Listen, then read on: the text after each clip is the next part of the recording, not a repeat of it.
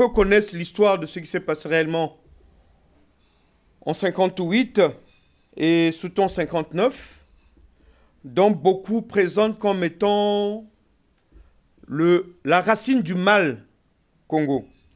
Mais je crois que le président Modeste Mboukadia a eu, d'une façon claire et nette, surtout précise, ce n'est pas ce qui se vient après, mais d'où est parti ce mal. Mais nous savons qu'à moins que nous puissions nous tromper, Monsieur le Président, les événements de 59, dont certains appellent ou qualifient de guerre tribale, se sont succédés par un calumet de la paix. Le calumet de la paix avait été consommé entre deux leaders. Monsieur le Président Alpha Fulbert Yulu et Monsieur Jacques Opango. Et cela se passe à la maison commune de Poto-Poto. Donc ce qui revient à dire, deux frères qui, la réalité a semblé opposée, ont dû se ressaisir. Mais j'ai été plus qu'émotionné pour savoir qu'en réalité, ceux qui vous présentent comme étant un homme de mauvaise foi, qui n'apporte pas des sentiments aux Congolais originaires du Nord, au su de ce qu'on vient d'écouter, pourront peut-être comprendre le fond de votre philosophie. Mais nous aimerions savoir, au jour d'aujourd'hui, avec ce calumet de la paix, qui a permis au Congo d'essayer de retrouver ses marques, pourquoi donc, dans ce Congo d'aujourd'hui, les Congolais sont-ils incapables de refaire le même geste? Je vous en prie, Monsieur le Président.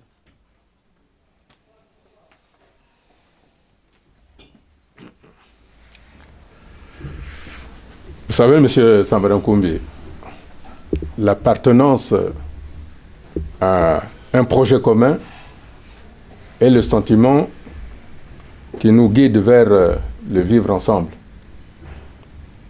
Aujourd'hui,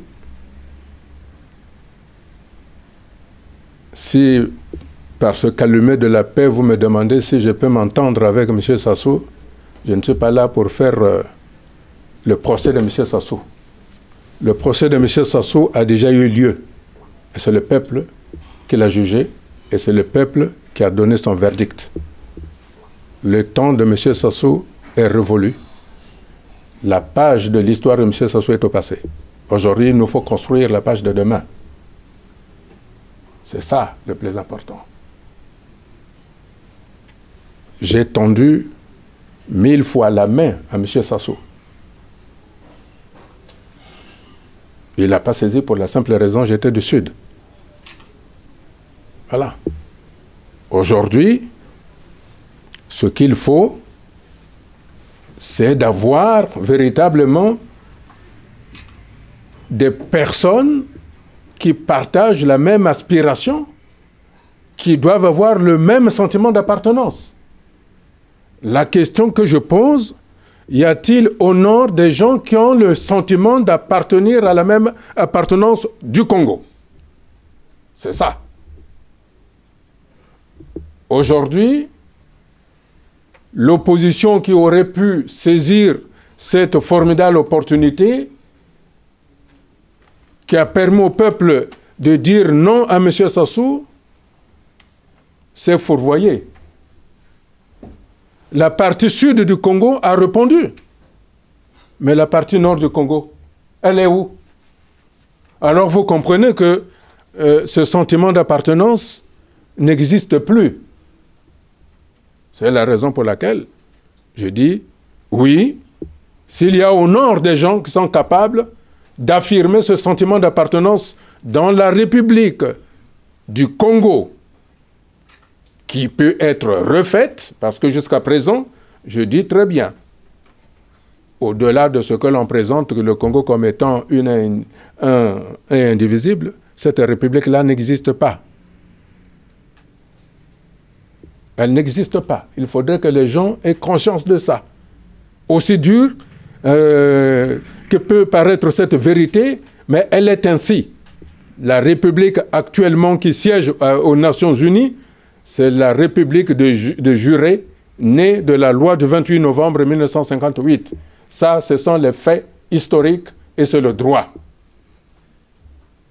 Si véritablement les compatriotes du Nord étaient dans cette dimension, dans cette appartenance, ils auraient protesté beaucoup de choses. Quand le dictateur envoyait à la mort les autres membres de la communauté de cette appartenance. Or, les compatriotes du Nord se sont tus complètement. Ça veut dire qu'en réalité, ils n'appartenaient pas dans cette même République, sinon ils se seraient opposés. Oui, j'entends bien que peut-être, ils ne pouvaient pas. Ils désapprouvaient en silence. Mais aussi, il est dit, qui ne dit mot consent. Voilà. Voilà la réalité aujourd'hui. C'est pour ça que je reprécise bien que j'entends bien qu'il y a des peurs de part et d'autre. J'entends bien que le peuple est en train de se chercher.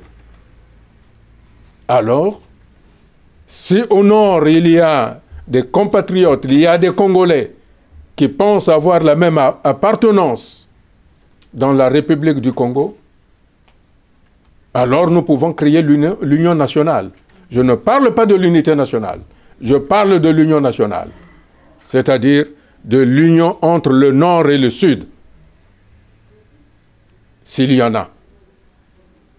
S'il y en a qui sont capables de se lever, de dire oui, et non ceux qui murmurent.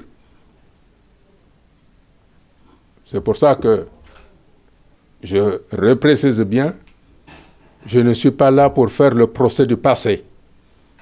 Mais quand on conduit une voiture, on a la lunette avant et un petit rétroviseur pour nous permettre de voir d'où nous venons afin de fixer le cap de demain.